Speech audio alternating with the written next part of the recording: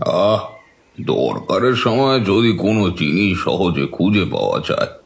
ঠাকুরমশাই, আপনি কি খুঁজছেন? কি হারিয়েছে আপনার?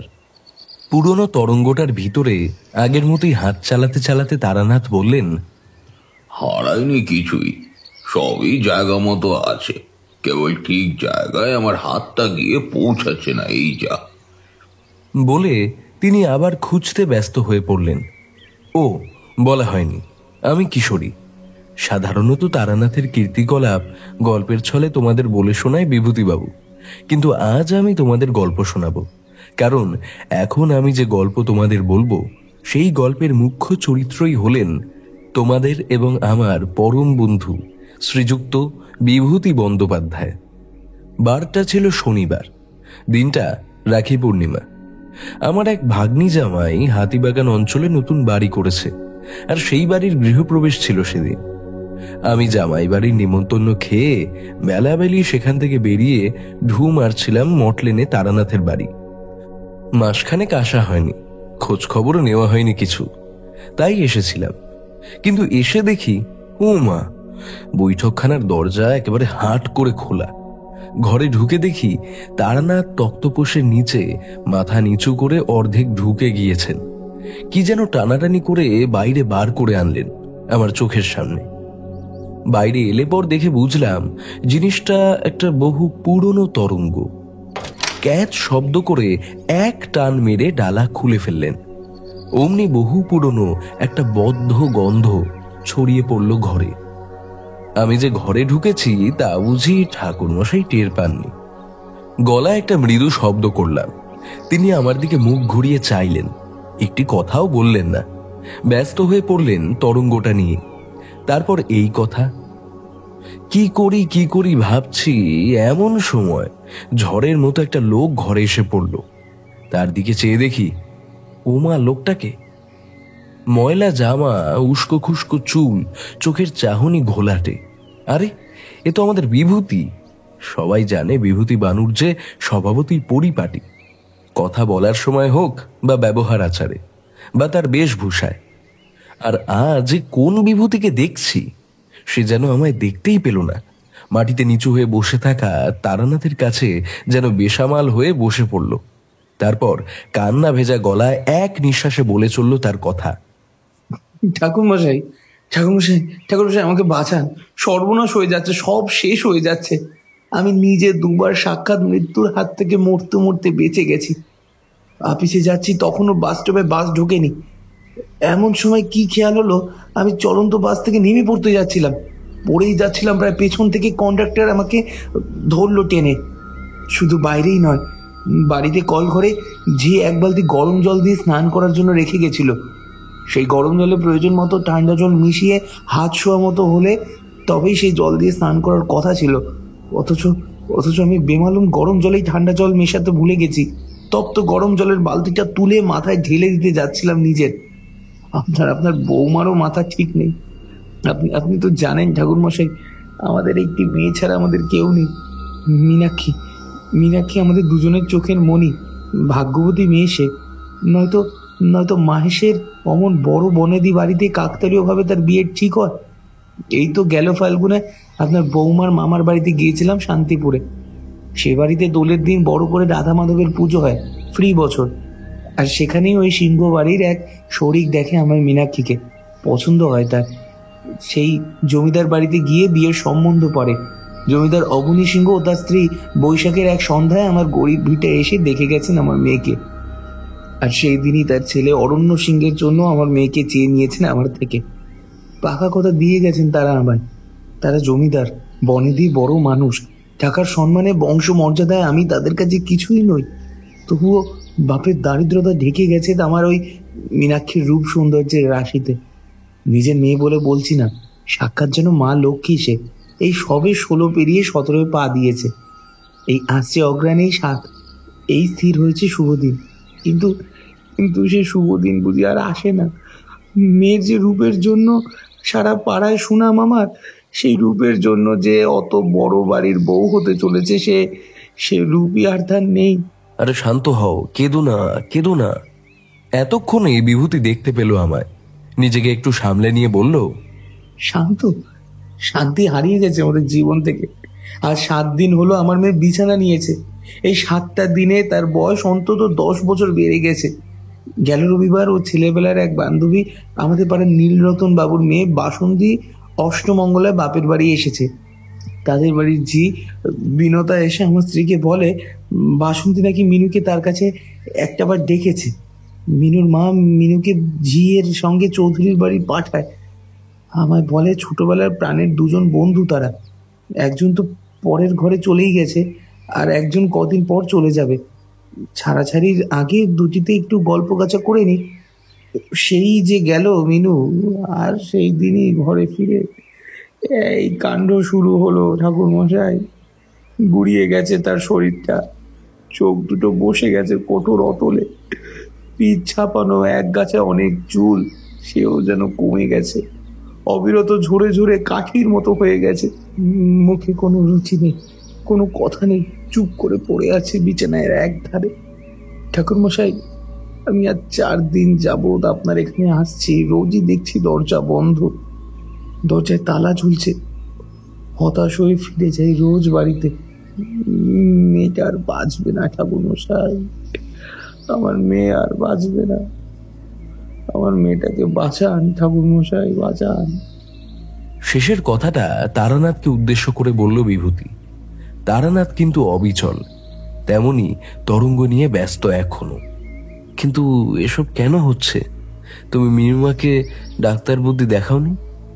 ঢের দেখিয়েছি গো ভাই, ঢের ঢের ডাক্তার, বদ্যি, কবিরাজ, এমনকি হাকিম পর্যন্ত এনে দেখিয়েছি গতকাল। তারা কেউ কোনো কিনারা করতে পারছে না। শুধু বলছে এ নাকি চর্মরোগ। চর্মরোগের জোরেই নাকি মেয়ের গায়ের টুকটুকে রং রাতারাতি যেন ঝলসানো চামড়ার মতো বদলে গিয়েছে।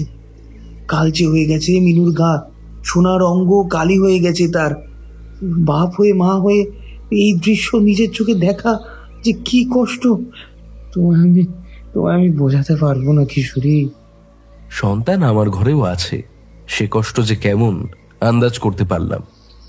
আমি এবার হতাশ হয়ে বললাম, কিন্তু এসব কি হচ্ছে? কার নজর পড়েছে মিনুমার উপর? রূপ পিশাচিনী। তারানাথ তরঙ্গ ছেড়ে উঠে দাঁড়ালেন, আমাদের দিকে মুখ করে দৃঢ় কণ্ঠে বললেন কথাটি। রূপ পিশাচিনী? হ্যাঁ, রূপ পিশাচিনীর কবলে পড়েছে আমাদের মীনাক্ষী মা। কিন্তু এখন আর বেশি সময় নেই যে এখানে বসে তোমাদের এখন পিশাচিনীর তত্ত্ব বোঝাবো। বিভূতি, তুমি বাড়ি ফিরে যাও। আজ রাতেই তোমার বাড়িতে একটা বিশেষ ক্রিয়া করতে হবে, বুঝলে? আমি নিজের মতো তৈরি হয়ে যথাসময়ে পৌঁছে যাব। কেমন ক্রিয়া ঠাকুর? অপশক্তি বিতরণী ক্রিয়া? আমাকে আমাকে কি করতে হবে ঠাকুর মশাই? প্রথমত একটি নিখুঁত খণ্ডবিল্ল কাষ্ঠ সংগ্রহ করতে হবে তোমায়। একটা নতুন করাত চাই, বেল ও জুঁই ফুলের বেশ কিছু মালা ও কিছু কুচো ফুল হলেই হবে। কুমকুম, চন্দন, সুগন্ধি, শৌখিন আতর, যা তোমার মেয়ে মীনাক্ষী ব্যবহার করত তাই লাগবে আমার। এছাড়া হোমযজ্ঞের জন্য যোগী ডুম্বুর ডাল, নিখুঁত বেলপাতা, পান, একটা কাঠালি কলা, একটা টাকা, আর একটি সন্দেশ, ঘি, কর্পূর, গন্ধ। সাধারণত হোম করতে হলে যা কিছুর প্রয়োজন তাই। এইসবের চেয়ে যে জিনিসটা সবচেয়ে বেশি প্রয়োজন তা হলো একটি এমন ঘর যার ঈশান দিকে খোলা। ঈশান কোন মুখী কোনো ঘর তোমার বাড়িতে আছে বিভূতি? আগে আগে আছে, তবে তবে সেই ঘরে এখন আর কেউ থাকে না। আমার এক বিধবা মামি থাকতেন সেই ঘরে। তিনি মারা যাওয়ার পর থেকে ওই ঘরটা পরিত্যক্তই পড়ে আছে। বেশ বেশ, উত্তম। তুমি তবে এখনই যাও, সে ঘরটা পরিষ্কার পরিচ্ছন্ন করে তাতে একটা পরিপাটি বিছানা পেতে রাখো। আর শোনো, স্ত্রীকে বলো মেয়ের জন্য তোমাদের আর কোনো ভাবনা নেই। মীনাক্ষী এখন খুব শীঘ্রই আবার আগের মতো হয়ে যাবে। যাও যাও, দেরি করো না, সময় ফুরিয়ে আসছে। আজ ভরা পূর্ণিমার মধ্যে রাত 1:25 থেকে চন্দ্রগ্রহণ লাগা শুরু হবে। পূর্ণগ্রাস চন্দ্রগ্রহণ চলবে রাত 3:11 পর্যন্ত। এই সময়টায় অতি সাংঘাতিক এবং গুরুত্বপূর্ণ সময়। এই সময়ে যজ্ঞে বসবো আমি। যাও। আদেশের স্বরে শেষ কথাটি বললেন তারানাথ। বিভূতিও মন্ত্রমুগ্ধের মতো সব শুনে আদেশ পালন করতে বেরিয়ে গেল। বলাই বাহুল্য, ইতিমধ্যে যা কিছু শুনলাম বা দেখলাম সবটাই আমার ব্রহ্মতালুর উপর দিয়ে গেছে। বললাম, ঠাকুরমশাই, আপনি রাতের বেলা অতটা দূর একা একা যাবেন? মানে আমি যদি সঙ্গে যেতাম খুব একটা সমস্যা কি হতো? সমস্যা আবার কি হে, বয়স তো হচ্ছে। রাত বিরেতে দূরের পথে সঙ্গী একজন পেলে ভালো বই মন্দ হবে না। তো তুমিও চলো আমার সাথে। অর্থাৎ ঠিক হলো আমিও তার সঙ্গ নেব। এর মধ্যে আমি একবার বাইরে বেরিয়েছিলাম ওই সামনের দোকান থেকে কিছু শুকনো জল খাবার কিনে আনতে। ইতিমধ্যে সন্ধে গড়িয়ে গিয়েছে। বিভূতির বাড়িটিও মঠলেন থেকে বেশ খানিক দূরে, তাই যাওয়ার আগে পেটে কিছু দিয়ে যাওয়া উচিত। আমি যা এনেছি তাই দুজনে ভাগাভাগি করে খেয়ে নিলাম। খাওয়া দাওয়ার পর তারানাথ ভিতরে চলে গেলেন। আমি বারান্দায় এসে একটু ধোঁয়া আস্বাদন করলাম। উপস্থিতি জ্ঞাপক গলা খাকরানি শুনে বুঝলাম তারানাথ ঘরে ঢুকেছে। আমিও ঢুকলাম। দেখি তারানাথ তৈরি হয়ে গিয়েছে। এ কি, এই রাতের বেলা স্নান করলেন নাকি? করলাম। আমি বিশেষ যজ্ঞের দিন ক্রিয়ায় বসার আগে আমি স্নান করেই থাকি। উপবাসীও থাকি, তবে কিনা আজকের ঘটনা বিরল, তাই সব নিয়ম যথার্থ পালন করা গেল না। আচ্ছা, আপনি কি এর মধ্যে কোথাও গিয়েছিলেন? না, ওই যে বিভূতি বলছিল সে নাকি কবার এসেছে, আপনাকে পায়নি তাই। হ্যাঁ, গিয়েছিলাম।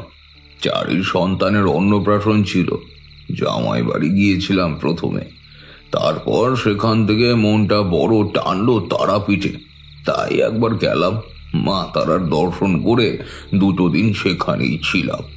আজই ফিরেছি। তুমি আসবার ঘন্টাখানেক আগেই ফিরলাম বাড়িতে। হয়তো আর 2 দিন পরই ফিরতাম, কিন্তু তার হলো না। ডাক পড়েছে, তাই ছুটে এলাম। ডাক? কে ডেকেছে আপনাকে? চলো চলো, সময় হলো, এখন না বেরোলে যে দেরি হয়ে যাবে। আমার কথায় কান্না দিয়েই বললেন তারানাথ। তার হাতেই তার ঝোলা দুজনে বেরোলাম। আমি বড় রাস্তায় এসে গাড়ি ডাকলাম। তারপর সেই গাড়িতে উঠে বসলাম দুজনে। পথ শুরু হলো টানা রিকশায় চড়ে। যখন বিভূতির বাড়ির দরজায় এসে পৌঁছলাম তখন বাজে রাত 9:30। বিভূতিদের বাড়িটা পাড়ার প্রান্তে, বেশ নির্জন। কোনো সারা শব্দ বিশেষ শুনতে পেলাম না কোথাও।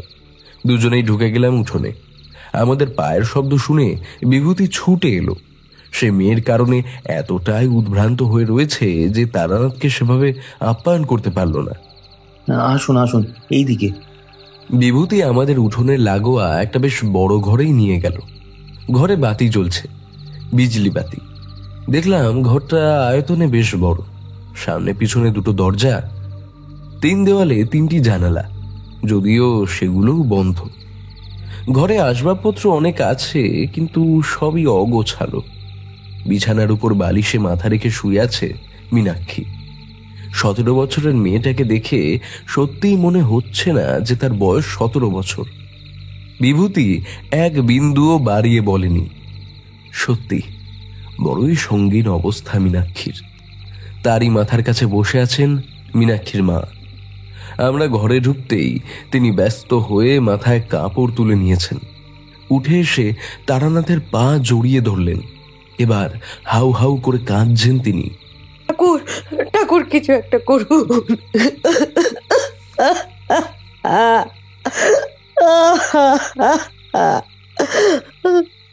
বিভূতি এসে স্ত্রীকে শান্ত করলেন। তারপর মহিলা উঠে পাশের ঘরে গেলেন। তারানাথ এগিয়ে গেছেন বিছানার দিকে। এক দৃষ্টে লক্ষ্য করলাম তিনি দেখছেন মীনাক্ষীর পাংশুটে মুখটা। দেখা শেষ হলে পর বিভূতিকে বললেন, মীনাক্ষীকে নিয়ে চলো। কোথায় ঠাকুর মশাই? তোমাদের বাড়ির আস্তাকুরটি কোথায়? সে তো বাড়ির পেছনে উঠোনের এক পাশে। সেখানেই নিয়ে চলো তবে। সে কি, মিনুকে আস্থা করে নিয়ে যেতে হবে নাকি? হ্যাঁ হ্যাঁ হবে। মেলা প্রশ্ন করার সময় নেই এখন। এত সময় নষ্ট করো না, আমি যা বলছি তাই করো। যদি মেয়েকে বাঁচাতে চাও তাহলে আমার কথা শোনো, তোমার মেয়ের লাভ বই ক্ষতি হবে না, এটুকু নিশ্চিত থাকো। বজ্রনাদ করে উঠলেন তারানাথ। থরথর করে কেঁপে উঠল গোটা ঘরটা। আমরাও কেঁপেছি। বস্তুত সবসময় তারানাথকে হাস্যময় দেখেছি, তারানাথকে রুষ্ট হতে আমরা বড় একটা দেখিনি। বিভূতি আর একটিও কথা বলল না। মেয়ের কাছে এগিয়ে গিয়ে তাকে কোলে পাঁজা করে তুলে নিল। মেয়েটি যেন জেগেই ঘুমোচ্ছে, কোনো সার নেই তার মুখে। আমিও সাহায্য করলাম বিভূতিকে। দুজনেই ধরাধরি করে নিয়ে চললাম ঘরের বাইরে। তারানাথ আমাদের পিছু নিলেন। এসে দাঁড়ালাম একটি দুর্গন্ধময় জায়গায়। এটি বাড়ির পিছন দিক। পিছনের উঠোনের এক কোণ ভরে আছে ভুরি ভুরি আবর্জনা জঞ্জালে। বিভূতি আর কিছু বলল না। আমরা মিনুমাকে আবর্জনা মুক্ত নোংরা মাটির উপর ধীরে ধীরে নামিয়ে রাখলাম। তারানাথ এবার বললেন, এইখানে শুয়ে দাও ওকে। এই আবর্জনার মধ্যে? ঠাকুরমশাই, আপনি কি বলছেন? আমার আমার মেয়েটা অসুস্থ, এমন অস্বাস্থ্যকর জায়গায় ওকে রাখবো? সুস্থ হয়ে যাবে, সব বিপদ কেটে যাবে তার। আমি যা বলছি শোনো, শুইয়ে দাও। বেশ, এবার বৌমাকে ডাকো। বিভূতির ঘর থেকে স্ত্রীকে ডেকে আনলে।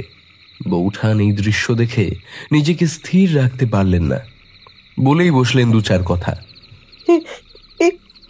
কেমন ধারা কাজ তোমাদের? রুগ্ন মেয়েটাকে বিছানা থেকে এনে ফেললে আস্তে করে। আমি আমি বাবু এসব কিছু বুঝতে পারছি না। আমার মেয়েটাকে নিয়ে কি করতে চাও তোমরা? বিভূতি নির্বাক, আমি হতভম্ব। কেবল তারানাথের মুখ তখনও আত্মপ্রত্যয়ে ভরপুর। তিনি এগিয়ে গেলেন, বৌঠানের মাথায় হাত রেখে বললেন, মাগো, এই বুড়ো ছেলেটার উপর রাগ করো না, ভরসা রাখো। তোমার মেয়ে যে আমারও মেয়ে, তাকে এখানে এনেছি কারণ আছে। এই মুহূর্তে এই জায়গা তার জন্য শ্রেয়, একমাত্র নিরাপদ স্থান। তারানাথের কণ্ঠে এমন একটা কিছু আছে, বন্য হাতিও সে কণ্ঠ শুনে বশ হয়ে যেতে পারে, এ আমার বিশ্বাস। সেখানে বৌঠান তো কোন ছাড়।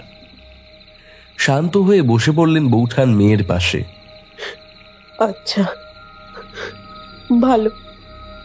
তারানাথ বললেন, বিভূতি, আমাদের এবার তোমার সেই ঘরটায় নিয়ে চলো। সব তৈরি আছে তো? বিভূতির গলা শুনে বুঝলাম তারানাথের কাণ্ড কারখানা তার মতো মনোপুত হচ্ছে না, কেবল ভদ্রতার খাতিরে সহ্য করছে সব। যা হোক, আমরা এসে পৌঁছালাম সেই ঈশানমুখী ঘরটাতে। ঘরে কিন্তু আমাদের ঢুকতে দিলেন না তারানাথ, তিনি নিজেই ঢুকলেন কেবল। ঘরের দরজা আমি বন্ধ করে দেব, তবে তোমরা দরজার বাইরে থেকো, ছিদ্রপথে দৃষ্টি রেখো ঘরের ভেতরে। যা দেখবে তা বিশ্বাস করো, কারণ দৃশ্যটা মিথ্যে নয়। এই পর্যন্ত বলে তিনি ভিতরে চলে গেলেন। বন্ধ হলো দরজা। আমরা দুজন দরজার উপরে হত্যে দিয়ে পড়লাম। কেটে গেল অনেকখানি সময়। ভিতর থেকে কাঠ চাঁচবার শব্দ শুনতে পেলাম। বহুক্ষণ চলল সেই আওয়াজ। বিভূতি তারানাথের বলে দেওয়া সমস্ত জিনিসপত্র যথাসাধ্য জোগাড় করে ওই ঘরের মেঝেতে রেখে দিয়েছিল আগেই। সেই সব নিয়েই ব্যস্ত হয়েছেন তারানাথ, তা অনুমানে বুঝলাম। মশা মারতে মারতে একসময় ক্লান্ত হয়ে হাত পা ছেড়েই দিয়েছি আমরা। বিভূতির মনে কি চলছে তার বিবরণ দেওয়ার প্রয়োজন মনে করছি না। সন্তানের বিপদ হলে বাবার মনের যে দশা হয়, বিভূতির মনেরও সেই দশাই ছিল। আমি অধীর অপেক্ষায় কিছু একটা নতুন জিনিস দেখার জন্য আকুল হয়ে উঠছিলাম ধীরে ধীরে। একসময় ঘরের ভিতর সব শব্দ থেমে গেল। খানিক পর দরজা খুলে গেল। তারানাথ বেরিয়ে এলো, তার হাতে একটি জিনিস। কি ওটা? মুখ ফসকে বলে ফেললাম আমি। বস্তুটি আমাদের দু জোড়া চোখের সামনে মেলে ধরলেন তারানাথ। এই ঘরেও বিজলিবাতি জ্বলছিল, তারই আলো দরজার বাইরে এসে পড়েছে। সেই আলোয় দেখলাম সেটি একটি পুতুল, কাঠের পুতুল। কি আশ্চর্য! এটি আপনি কোথায় পেলেন? কেন, নিখুঁত এক খণ্ড বেলকাঠ তো তুমিই রেখেছিলে ঘরে। আমি কেবল ওই কাঠটাকে কাষ্ঠপুতুলিকা করে তুলেছি এই মাত্র। দেখলাম আর মুগ্ধ হলাম। তারানাথ জ্যোতিষী এত বড় একজন শিল্পী তা তো জানা ছিল না। এক খণ্ড বেলকাঠের উপর কি এই অতি অল্প সময়ের মধ্যে করাত চালিয়ে এমন সুন্দর সুস্পষ্ট চোখনাক যুক্ত মুখ ফুটিয়ে তোলা যায়? অপূর্ব, এক কথায় অসাধারণ। বললাম, ভারী সুন্দর আপনার হাতের কাজ ঠাকুরমশাই। বেশ, এবার একবার চলো দেখি, মীনাক্ষীর কাছে যাওয়া প্রয়োজন। ঘরের দরজাটা বাইরে থেকে ভিজিয়ে দিলেন তিনি। আমরা এবার এলাম আস্তাকুড়ে। নাকে চাপা দিতেই চাইছিলাম, কিন্তু চক্ষু লজ্জার খাতিরে দিতে পারলাম না। মেয়ের বয়সী মেয়েটা নোংরা মাটির উপর পড়ে আছে, আর তার সামনে বাবুগিরি দেখাবো? পারলাম না। তারানাথ এবার বৌঠানকে সরিয়ে নিজেই তার জায়গা নিলেন। তারপর নির্জীব হয়ে পড়া মীনাক্ষীর বাম হাতটি তুলে নিলেন নিজের বাম হাতে। এরপর তিনি যে কাজটি করলেন তা দেখে আমিও আর থাকতে পারলাম না। বললাম, এ কি করছেন ঠাকুরমশাই? ক্রিয়া প্রারম্ভের কর্ম করছি হে।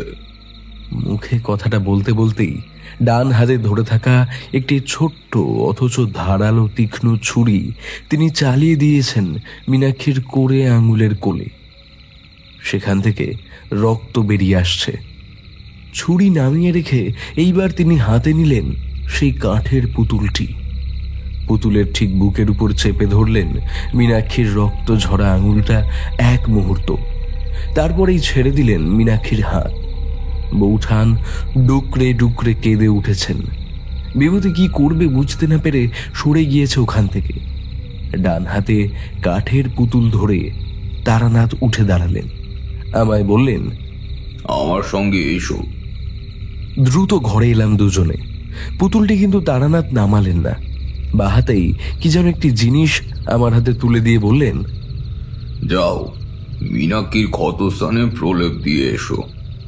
দরজা আবার বন্ধ হলো। আমি হাতে শ্বেত চন্দনের মতো খানিকটা কি জানি পদার্থ ছোট্ট মাটির পাত্রে নিয়ে এলাম আস্তাকুড়ে। নিচু হয়ে মিনুমার রক্তাক্ত আঙুলে মাখিয়ে দিলাম সেটা। দেখলাম বিভূতি ফিরে এসেছে, কিন্তু সে আমার দিকে চাইল না। নিজেকে খুব অপরাধী মনে হচ্ছিল আমার, যদিও অপরাধটা যে কি তার কোনো হদিশ নেই। পায়ে পায়ে আবারও এসে বসে পড়লাম দরজার সামনে। কাটলো কয়েক মুহূর্ত, দরজাটি খুলল আবার। তারানাথ বললেন, বিভূতি কই? বিভূতি আসেনি? মাথা নেড়ে না বললাম। আদেশ হলো আমার উপর। তবে তুমিও যাও, তাকে ডেকে আনো।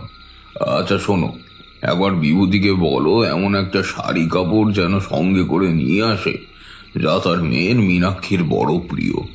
আর বিশেষ করে লক্ষ্য করতে বলো কাপড়টা যেন না কাঁচা হয়। বিপদে পড়লাম আমি। ছাই ফেলতে ভাঙা কুলোই আমাকেই বাছা হলো। সদা খোশ মেজাজি বিভূতিচন্দ্র এখন রুদ্রমূর্তি ধরে রয়েছে, ঠিক যেন কালবৈশাখী ঝড়ের আগের গৌরচন্দ্রিকা মেঘ। যে কোনো মুহূর্তে মাথার উপর বজ্রপাত হতে পারে। অন্যদিকে আবার তারানাথ চক্রবর্তী ঠাকুরমশাই এমনি সদাশিব, কিন্তু প্রয়োজনে তিনি হয়ে ওঠেন সাক্ষাৎ কাল ভৈরব। উভয় সংকটে পড়ে আমার ইষ্টনাম জপ করা ছাড়া আর কোনো দ্বিতীয় পথ থাকলো না। কোন মুখে গিয়ে আমি বিভূতিকে বলবো তার অসুস্থ মেয়ের উপশম করার জন্য মেয়েরই একখানা না কাচা পরনের কাপড় নিয়ে আসতে হবে? এ কথা কি বলা যায়? কিন্তু বলতে হলো। আর আমিও বললাম। বিভূতির কাছে এসে গলা নামিয়ে এই কথাটাই বললাম তাকে। কটমট করে সে কয়েক পলক আমার দিকে তাকিয়ে থাকলো। আমি চোখ নামিয়ে নিলাম। ভাবলাম, এই বুঝি বিভূতি উঠে এই রাতের বেলা আমাকে আর বন্ধ দরজার ভিতরে বসে থাকা তারানাথ চক্রবর্তীকে ঘাড় ধাক্কা দিয়ে তার বাড়ির বাইরে বার করে দেয়। কিন্তু না, বিভূতি তেমন কিছুই করল না। স্ত্রীকে কি যেন বলল। বৌঠানও গোমটার ফাঁক দিয়ে চোখে উত্তর দিলেন স্বামীকে। বিভূতি চলতে লাগলো। পিছু নিলাম তার। বাড়ির ভিতর চওড়া দালান পার হয়ে কোনো একটা ঘরে ঢুকে গেল সে। পূর্ণিমার রাতের আকাশের চাঁদ যেন একটা রূপোর থালা। তারই যোছনায় বড় উঠোন, ঘর, দালান সবই স্পষ্ট দেখা যাচ্ছে। আমি এইসবই ভাবছি, বিভূতি বেরিয়ে এলো। তার হাতে পুটুলি পাকানো একটা গঙ্গা যমুনা ডুরে। আবার এলাম ঈশানমুখী ঘরের দরজায়। দরজা খোলাই আছে। তারানাথ বিভূতির হাত থেকে বিনা বাক্য ব্যয়ে কাপড়টা নিলেন। বিভূতি আবার বোধহয় চলেই যাচ্ছিল। ডাকলেন তারানাথ, যেও না, এখানেই বসো। দরজার বাইরে থেকেই তোমাদের দেখার শোনা দুই প্রয়োজন ভিতরে কি ঘটছে তা। বলেই তারানাথ ভিতরে চলে গেলেন। বন্ধ হলো দরজা। আমরা আবার দুজনে বসলাম দরজার বাইরে প্রহরীর মতো। রাত গভীর হলো। ঝিঝি পোকারাও ডাকতে ডাকতে ক্লান্ত হয়ে থেমে গেছে। ঠান্ডা হাওয়া মৃদুমন্দ ছুঁয়ে যাচ্ছে আমাদের।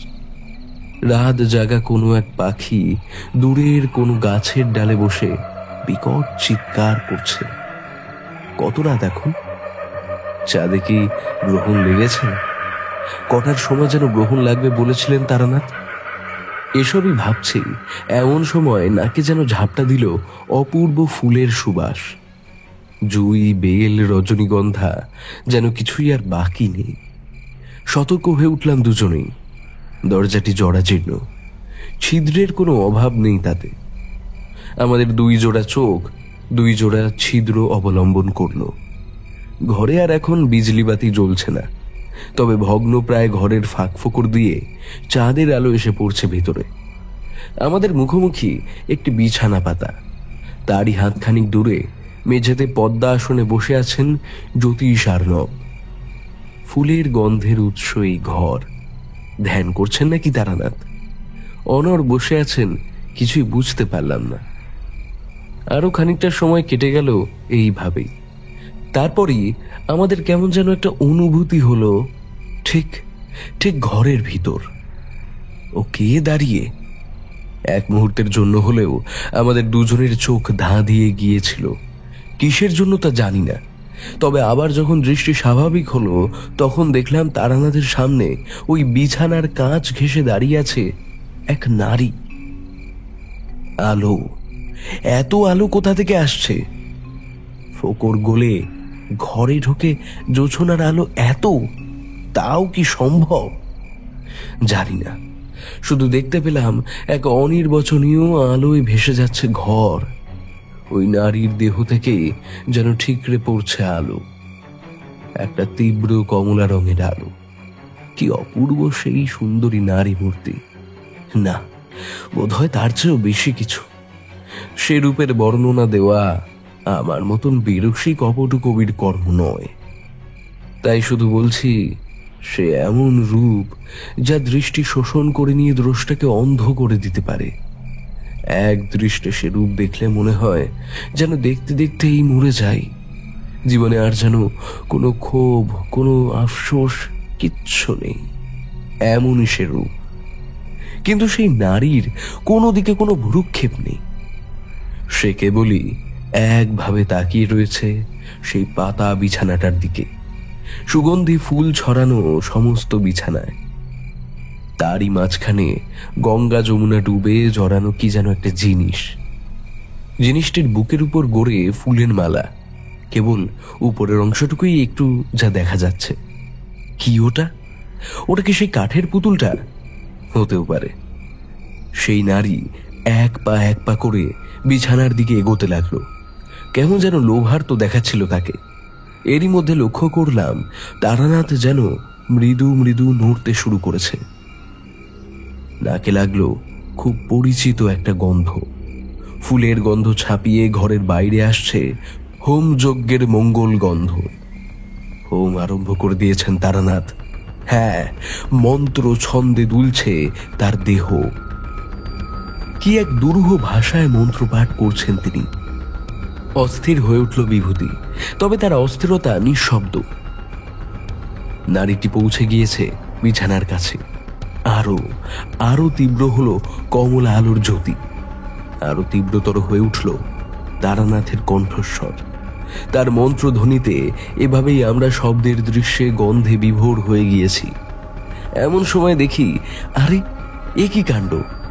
তাজ্জব হয়ে যাওয়ার সময় সে এক আশ্চর্য কাণ্ড। আগ্রাসী কমলা দুটি গোটা ঘরে ছড়িয়ে থাকা উজ্জ্বল কমলা আলোটা এইবার যেন পুঞ্জীভূত হয়ে ঘিরে ধরল গঙ্গা যমুনা ডুবে জড়ানো বস্তুটিকে। তারানাথ মন্ত্রপাঠ করে চলেছেন উচ্চ মাদে। ওদিকে সেই আলোটির পরিসর ছোট হতে হতে শেষ অধিকার করল সেই ফুল মেলা চাপা দেওয়া ক্ষুদ্র জিনিসটি। আমাদের চোখের সামনে ধীরে ধীরে, খুব ধীরে, আরো ধীরে কমলা আলো মিলিয়ে গেল সেই জিনিসটির ভিতর।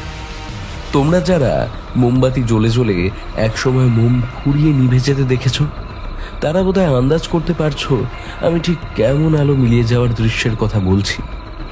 কমলা আলো মিলিয়ে যাওয়ার পর আচমকাই সমস্ত সুবাসও যেন কোথায় মিলিয়ে চলে গেল বাতাসে। আমরা আর নড়তে পারছি না। এ কি দৃশ্য দেখলাম! চারিদিক ভরে উঠেছে পূর্ণ হোমযজ্ঞের শুভ মঙ্গল সুঘ্রাণে। মন্ত্রপাঠ থামিয়ে তারানাথ একসময় থামলেন। হোম শেষে উঠে দাঁড়ালেন তিনি, কিন্তু তার কাজ তখনও শেষ হয়নি। এইবার শুরু করলেন আরো একটি কর্ম। তবে এমন কাজ আমাদের মতো সাধারণ মানুষের পক্ষে সামনে থেকে দেখা বেশ দুষ্কর। তারানাথ সমস্ত বিছানাটির উপর ঘিয়ের পাত্র উপুর করে দিলেন। তারপর তাতেই এনে রাখলেন শুকনো কয়েক টুকরো কাঠ। নিশ্চয়ই হোম কাজে ওই কাঠগুলো ব্যবহার না করে সরিয়ে রেখেছিলেন তিনি। সেই সব একসাথে জড়ো করে আগুন ধরিয়ে দিলেন তারানাথ। উড়ে যাচ্ছে বিছানা, আগুনের লেলিহান শিখা গ্রাস করছে পরিপাটি করে পেতে রাখা ফুলশয্যাটিকে। তারানাথের মধ্যে কিন্তু কোনো উত্তাপ নেই। তিনি নিরাপদ দূরত্বে সরে এসে এক দৃষ্টে দেখছেন সেই অগ্নিকাণ্ড। এভাবেই কাটছে সময়। আমরা টের পেলাম বাতাসে ধীরে ধীরে একটা নতুন গন্ধ ছড়িয়ে পড়ছে। এই জায়গায় গন্ধটা নতুন হলেও আমাদের কাছে সে গন্ধ নতুন নয়। চিতা জ্বালিয়ে মরা পোড়াবার সময় শ্মশানে যে গন্ধ নাকে আসে, এই গন্ধ ঠিক সেই শ্মশান শ্মশান গন্ধ। রাত কি আর ফুরুবে না? অধীর হয়ে উঠলাম আমি। বিভূতিও উসখুস করছে। অবশেষে সব থামল। দেখলাম তারানাথ আবার একটি নতুন মন্ত্র পড়তে পড়তে কোমণ্ডলু ভরা জল ঢেলে দিলেন সর্বগ্রাসী আগুনের উপর। ধীরে ধীরে নিভে গেল আগুন। সব শান্ত হলো। তারানাথ বেরিয়ে এলেন দরজা খুলে বাইরে। তার হাতে একটি তামার ছোট পাত্র। আমাদের কিছু না বলে চলতে শুরু করলেন। আমরাও গুটি গুটি পায়ে সঙ্গ নিলাম তারানাথের। দেখলাম তারানাথ মীনাক্ষীর পাশে এবার আস্তা করেই নোংরা মাটির উপর নিজেই বসে পড়লেন। তারপর হাতের তামার পাত্র থেকে যজ্ঞের আহুতি নিয়ে মীনাক্ষীর অসার কপালে তিলক কেটে দিলেন। তারপর আরো একটু ঝুঁকে মীনাক্ষীর বাম বাহুতে শক্ত করে বেঁধে দিলেন একটি রূপলি কবচ। দেখো, তোমরা যদি চাও আমার কথায় অবিশ্বাস করতেই পারো, সেই স্বাধীনতা তোমাদের আছে নিশ্চয়ই। আমি শুধু বলবো, আমি যা দেখেছি তাই বলছি। কয়েক ঘন্টা আগেও যে মীনাক্ষীকে মৃতপ্রায় বলে মনে হয়েছিল, এই কবচ হাতে বাঁধার পরেই সেই মীনাক্ষী চোখ মেলে চাইল। আর তার চোখের দৃষ্টি দেখে মোটেই মনে হলো না যে সে নির্জীব। অবশ্যই দুর্বল, কিন্তু নির্জীব নয় মোটেও। ক্ষীণ গলায় কথা বলল মীনাক্ষী। এদিক ওদিক দেখে সে তার মায়ের মুখ খুঁজে পেল। বলল, আমি এখানে কেন মা? আমার কি হয়েছে? বউঠান কিছু বলতে পারলেন না, কেঁদে উঠলেন। আমি বলেছি তাই। তোমার অসুখ করেছিল, তারই চিকিৎসা করার জন্য তোমায় এখানে এনেছিলাম। মীনাক্ষী চুপ করল। বিভূতিও মাথা নাড়ল তারানাথের কথায়। তারানাথ এবার বললেন, নাও মা, নাও। মাকে আর এখানে ফেলে রেখো না তোমরা। মা মেয়েকে নিয়ে যাও, স্নান করিয়ে দাও। ঠাকুর ঘর থেকে গঙ্গা জল নিয়ে এসে স্নান করাও মেয়েকে। আর একটা কথা মনে রেখো, হ্যাঁ, ওর হাতে যেই কবচটা আমি বেঁধে দিলাম, যতক্ষণ না ওর গোত্রান্তর হচ্ছে ততক্ষণ যেন এই কবচ ও হাতছাড়া না করে। সম্ভাবনা আর নেই, তবুও সাবধান থাকলে ক্ষতি কি? বৌঠান, মেয়েকে নিয়ে ঘরে যাও এবার। আমি কি বলবো বুঝতে না পেরে চুপ করে আছি। বিভূতি হাউ মাউ করে কেঁদে পড়ল তারানাথের পায়ে। তার গলায় মিনতি, অনুনয়, অনুশোচনা, কৃতজ্ঞতা সব মিশে গিয়েছে। সে বলছে, ঠাকুরমশাই, ঠাকুরমশাই, আমি পাপী, আমায় আপনি ক্ষমা করে দিন। আমি আপনাকে অবিশ্বাস করেছি। হায় হায় হায়, ক্ষমা করুন আমায়, ক্ষমা করুন ঠাকুরমশাই, ঠাকুরমশাই ক্ষমা করুন। ক্ষমা করবার কোনো নিয়ম কানুন নেই। যখন খুশি করা যায় ধরে নাও আমিও করেছি। তবে কি জানো বিভূতি, ভগবান চরম বিপদে ফেলে মানুষকে কষ্টি পাথরে ঘষে ঘষে যাচাই করে দেখেন মানুষটা খাঁটি সোনা নাকি মোতার মধ্যে খাত আছে। বিপদ হলো ভগবানের নেওয়া সেই পরীক্ষা। যে মানুষ ভগবানের কাছে এই পরীক্ষায় নিজে সবটুকু দিয়ে শেষ পর্যন্ত লড়াই করে এবং যেতে, সেই হলো আসল খাঁটি মানুষ, খাঁটি সোনার মানুষ। বিপদের সময় হিতাহিত জ্ঞান হারিয়ে ফেলে অনেকেই। ভগবানের উপর ভরসা রেখে সাহস জুগিয়ে রাখতে হয়। আমি তো কোন ছাড়, এসব কথা বিভূতিও বুঝলো বলে মনে হলো না। সে শিশুর মতোই কেঁদে চলল। পিতার মতো তারানাথ তাকে নিজের পা থেকে তুলে তার মাথায় সস্নেহে হাত বোলাতে বোলাতে বললেন, কেঁদো না বিভূতি, কেঁদো না। তোমার বিপদ কেটে গেছে। আপনি আপনি আমার বিপদ তারুণ, আপনি আমার বিপদ তারুণ ঠাকুরমশাই। দরাজ হাসি হাসলেন তারানাথ। রাতটা ওইভাবেই কেটে গেল সেদিন বিভূতিচন্দ্রের বাড়িতেই। পরদিন সকালে বৌঠানের হাতে জলখাবার খাওয়া সেরে আমরা বানুর বাড়ি ত্যাগ করলাম। কিন্তু আমি, মানে তোমাদের ঠোঁট পাতলা কিশোরী, আমি কিন্তু ত্যাগ করলাম না তারানাথের সঙ্গ। দিনটা ছিল রবিবার। কোম্পানিতে হাজিরা দিতে যাওয়ার কোনো তাড়া নেই, আর ছুটির দিন। মটলেনে এসে জুটলাম দুটিতে। কি হে কিশোরী, তুমি বাড়ি যাবে না? বাড়িতে তো সব চিন্তা করছে তোমার। তাদের চিন্তা এখন মুলতুবি রাখলেও চলবে। আপনি আমার করা চিন্তাটারই একটি হিল্লে করুন দেখি। সে আবার কি রকম? এরকম, মানে এই যে এত বড় একটা কাণ্ড ঘটে গেল, তা নিজের চোখেই প্রথমবার দেখতে পেলাম আমরা। সেসব কেন হলো, কিভাবে হলো, কারণটা কি, সেটা তো বলবেন নাকি? দেখেছি কেবল, বুঝিনি তো আর কিছুই। বুঝিয়ে দেবে কে শুনি? আর কে? তারানাথ চক্রবর্তী দেবে। বলে তারানাথ তক্তপোষে বসলেন। তারপর তক্তপোষের পাশ থেকে হাতে তুলে নিলেন পাসিংশ। দেশলাই দিয়ে পাসিংশ ধরিয়ে খানিক ধোয়া ছাড়লেন। অবশেষে বললেন, দেখো, বিভূতির মেয়ে মীনাক্ষী পড়েছিল রূপ পিশাচিনীর কবলে। পিশাচিনী বলছি বটে, তবে তোমাদের এতদিন যেসব পিশাচিনীদের কথা বলেছি, এই রূপ পিশাচিনী তাদের মতো কিন্তু মোটেও রক্ত পিপাসী, হিংস্র, নৃশংস নয়। পুরুষ মানুষের প্রতি এর কোনো আগ্রহ নেই। এর ভালোবাসা হচ্ছে অবিবাহিত যুবতী মেয়ের যৌবনপূর্ণ রূপ লাবণ্য। তোমাদের বলেছি, দেবীদের অধীনস্থ সহচরী বা দাসী অসংখ্য উপদেবী আছে। এই রূপ পিশাচিনী হল এই প্রকারই উপদেবী। শ্রী সমৃদ্ধির দেবী, স্ত্রীলোকের স্রষ্টা, সুন্দরী তৃতীয় মহাবিদ্যা, দেবী ষোড়শীর এক অতি নিম্নস্তরের দাসী হলো এই রূপ পিশাচিনী। কিন্তু তার কবলে মীনাক্ষী কেন পড়ল? তা তো সঠিক বলতে পারবো না, তবে অনুমানে বলছি শোনো। রূপ পিশাচিনী কৃষ্ণপক্ষে কোনো শক্তি থাকে না প্রায়। সে আবার শুক্লপক্ষের প্রতিপদ থেকে পূর্ণিমা পর্যন্ত ধীরে ধীরে সে তার শক্তিতে বলীয়ান হয়ে ওঠে। মনে করে দেখো, গতকাল বিভূতি বলেছিল 7 দিন হলো তার মেয়ে বিছানায় পড়েছে। হিসেব করলে দাঁড়ায় প্রথম দিনটা ছিল শুক্লা অষ্টমী। নিশ্চয়ই সেদিন অসময়ে অস্থানে কোনোভাবে গিয়ে পড়েছিল মীনাক্ষী। এই অসময়টা কেমন, আর অস্থানটাই বা কোথায়? অসময় হলো ভর দুপুর বেলা বা ভর সন্ধে।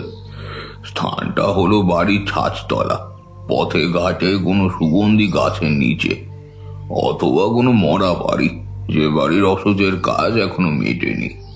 সে বাড়ির চৌরতে।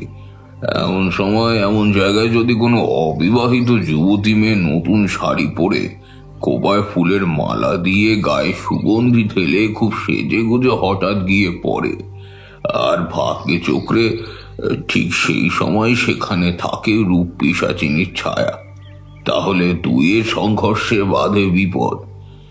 যেমন বেঁধেছিল মীনাক্ষীর। মীনাক্ষী অল্প বয়সী মেয়ে, সে সুন্দরী, সামনেই তার বিয়ে। এই সময় মনের মধ্যে অনেক রঙের দোলচল চলতে থাকে। রঙিন ভাবনার মশগুল হয়ে থাকা মীনাক্ষী হয়তো কোনো বান্ধবীর সঙ্গে মনের কথা বলবার জন্য তার বাড়িতে গিয়েছিল। সেখানেই আসা যাওয়ার পথে কালটা ঘটেছিল। পিশাচিনী প্রথম দিন থেকে শুরু করে শুক্লপক্ষের এক একটি দিনে শিকার মেজির রূপ যৌবন একেবারে শোষণ করতে থাকে। অবশেষে আসে পূর্ণিমার সেই দিন, শেষ দিন। গভীর রাতে যখন আকাশে চাঁদের ভুবন ভোলানো আলো, তখনই শিকারের ঘর জ্বলে ওঠে রূপ পিশাচিনীর সত্তাতীর্প কমলা আলো। প্রকট হয় পিশাচিনী, সেই যুবতী রূপ যৌবন তিলে তিলে শেষ করে রূপসী হয়ে যায় নিজেই। সেই রূপ নিয়ে আসে শেষ লগ্নে। শিকারের অবশিষ্ট রূপ ও তার প্রাণ দুই নিজের সঙ্গে নিয়ে যায়। পূর্ণিমা রাতের শেষ প্রহরে ফিরে চলে যায় পিশাচ লোকে। ঘরে পড়ে থাকে পিশাচিনী উচ্ছিষ্ট শিকারের মরদেহটি। মৃত্যুর পর বাঁধে আরেক মহাবিপদ। দেহটি সৎকার হয় না, সে দেহ আগুনে পড়ে না, জলে ভেজে না, এমনকি মা বসুন্ধরাও ধারণ করে না সে দেহ। মাটি চাপা দেওয়া যায় না সেই দেহকে। তবে বড় মর্মান্তিক সে কথা। দেহটিকে নিয়ে গিয়ে ফেলে দেওয়া হয় ভাগাড়ে। চিল, শকুন, শেয়াল, কুকুর ছিঁড়ে খুঁড়ে খায় সেই দেহ। এইভাবেই গতি হয় সেই অভিশপ্ত দেহর। মীনাক্ষীরও তাই হতো যদি না সঠিক সময় ডাক পেতাম আমি। এই কথাটা আপনি গতকাল বলেছিলেন। কে ডেকেছে আপনাকে? কোন ডাকের কথা বলছিলেন আপনি? ডেকেছে আত্মা। আত্মার ডাক? বুঝলাম না। আমি তারাপীঠে গিয়েছিলাম, বেশ আছি সেখানে। ফিরতে ফিরতে আরো 2-3 দিন দেরি হবে এমনই ভেবে রেখেছি। হঠাৎ ত্রয়োদশীর দিন ভোর রাতে স্বপ্নে এলেন মধুসুন্দরী দেবী। দেবী দেখালেন কিছু দৃশ্য। ঝাপসা ঝাপসা দেখলাম আগামী দিনের দৃশ্যগুলো। আর ডাকের কথাই যদি বলো, তবে আমায় ডেকেছিল বিভূতির আত্মার আকুলতা। আত্মার সঙ্গে আত্মার মিল হলে তবেই হওয়া যায় আত্মীয়। আর বর্তমানে তোমার আর বিভূতির মতো আত্মিক সম্পর্ক আমার আর কজনের সঙ্গেই বা আছে? শুনলে না, বিভূতি কদিন ভোরে এসে আমায় না পেয়ে বিফল হয়ে ফিরে গিয়েছে। তার সেই বিফলতাই আমাকে ডেকে এনেছে। মধুসুন্দরী দেবীর বাণী কানে নিয়ে ছুটে এসেছি আমি। তারপর তো তুমি সবই দেখেছ। তা দেখেছি বটে, কিন্তু এখনো তো অনেক কিছুই বুঝতে পারিনি। সেসব আপনি বুঝিয়ে দিন। কিরকম? এই যেমন ধরুন, মীনাক্ষীকে কেন আপনি আস্থা করে ফেলে রাখতে বললেন? কেন আপনি কাঠের পুতুলটা তৈরি করলেন? আর কেনই বা সব শেষে পুতুলটা সমেত বিছানাটা পুড়িয়ে দিলেন অমন করে? দেখো, রূপ পিশাচিনী হলেন অত্যন্ত শৌখিন, পরিচ্ছন্নতা ভালোবাসে সে। নোংরা আস্থা করে সে ভুলেও কখনো যাবার কথা ভাববে না। পিশাচিনী তন্ত্র তো তাই বলে। সেই জন্যই মীনাক্ষীকে আমি জঞ্জালের মধ্যে ফেলে রেখেছিলাম। পুতুলটা তৈরি করেছিলাম একটি বিশেষ প্রয়োজনে। সে কথা তন্ত্রের ক্রোচ্ছ কথা, তা আমি তোমায় বলবো না। শুধু জেনে রাখো, দেবী বিগ্রহের বদলে দেবী যন্ত্র সামনে রেখেও পুজো করা যায়। তাতে একই রকম পুজোর ফল পাওয়া যায়। এক্ষেত্রেও আমি তাই করেছিলাম। মীনাক্ষীকে সরিয়ে মীনাক্ষীর অবয়ব গড়ে তুলেছিলাম কাঠের পুতুলের উপর। তারপর মীনাক্ষীর হাতের 3 ফোঁটা রক্ত মাখিয়ে নিয়েছিলাম পুতুলের বুকে। রক্ত হলো জীবন শক্তি। মীনাক্ষীর জীবন শক্তি চালনা করেছিলাম ওই পুতুলটায়। সেই জীবনের লোভে ওত পেতে বসেছিল ওই রূপ পিশাচিনী। পুতুলটাকে মীনাক্ষীর ব্যবহারের কাপড় প্রসাধন করে সব দিয়ে সাজিয়ে মীনাক্ষী করে তুলেছিলাম আমি। ফুল দিয়ে সাজিয়েছিলাম বিছানা। এসবই পিশাচিনীকে আকর্ষণ করার জন্য। রূপ পিশাচিনী রূপের কাঙাল, রূপের বাইরে অন্য কিছু নজরে পড়ে না তার। এটাই তার অক্ষমতা, তারই সুযোগ নিয়েছিলাম আমি। উপদেবীদের উপকথায় এমনই বিধান লেখা আছে, সমগ্র ক্রিয়া শেষে ক্রিয়ায় ব্যবহৃত সমস্ত বস্তু অগ্নিদগ্ধ করাই নিয়ম। রূপ পিশাচিনী বিনাশ নেই, আমি কেবল তাকে তাড়িয়ে দিয়েছি মাত্র। পিশাচিনী এক শিকারের উপর দ্বিতীয়বার আর নজর দেয় না।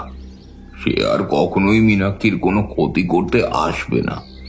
কিন্তু অগণিত অবিবাহিত যুবতী মেয়ে বিপদে রয়েছে, তাদের বিপদ কিন্তু কাটেনি।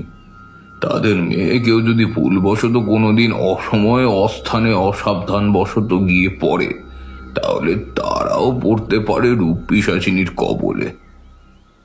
আচ্ছা, এই তরঙ্গটার মধ্যে আপনি কি খুঁজছিলেন কাল বিকেলে? এক জোড়ার লক্ষ্মী পেঁচার পালক। কি? লক্ষ্মী পেঁচার পালক? আমতা আমতা করে উঠলাম আমি। মহাবিরক্ত হলেন তারানাথ। বললেন, কেন, নামটা পছন্দ হলো না বুঝি?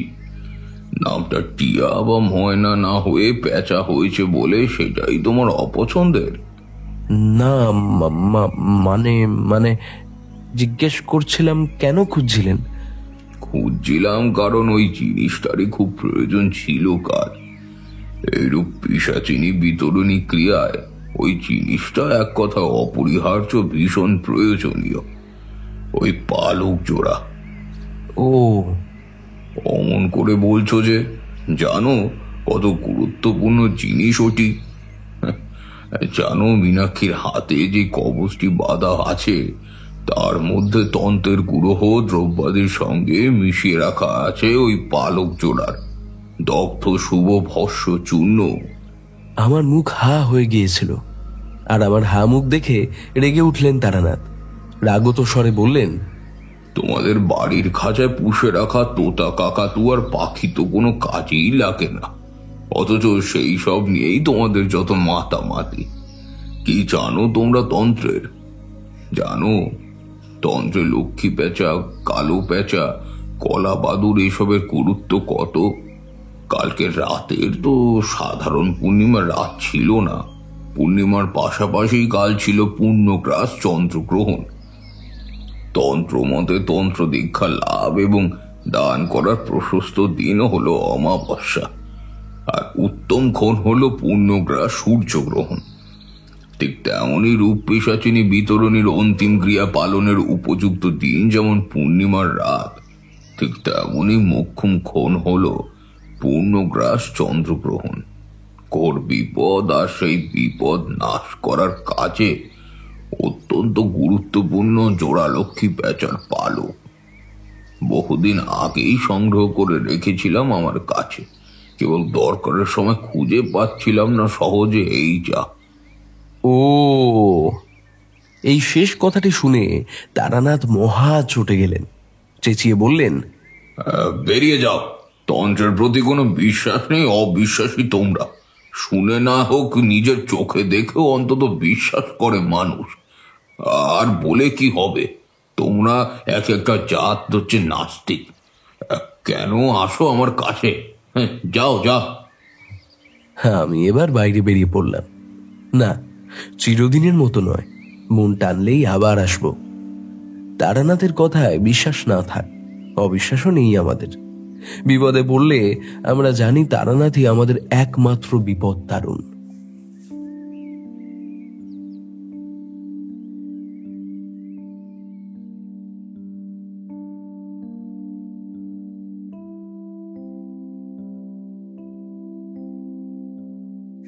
শুনছিলেন তিনি তার কলমে, বঙ্গকথা চ্যানেলের আজকের বিশেষ নিবেদন, তারানাথ তান্ত্রিক ও বিভূতির বিপদ তারণ। তারানাথ তান্ত্রিকের চরিত্রে ছিলাম আমি দিব্যেন্দু, গল্প পাঠে ছিল অভিক, অন্যান্য চরিত্রে মেঘনা এবং ইন্দ্রাণী, শব্দ সংযোজন এবং আবহে ফিনিক্স, পোস্টার ডিজাইনে কৃষ্ণেন্দু, গল্পটি আপনাদের কেমন লাগলো জানাবেন আমাদের কমেন্ট সেকশনে, এবং এই চ্যানেলে নতুন হয়ে থাকলে চ্যানেলটি সাবস্ক্রাইব করে বেল আইকনটা ক্লিক করে দেবেন, যাতে নতুন গল্প আসলেই আপনারা শুনতে পারেন। আজকের জন্য টাটা, দেখা হবে অন্য কোনো গল্পে।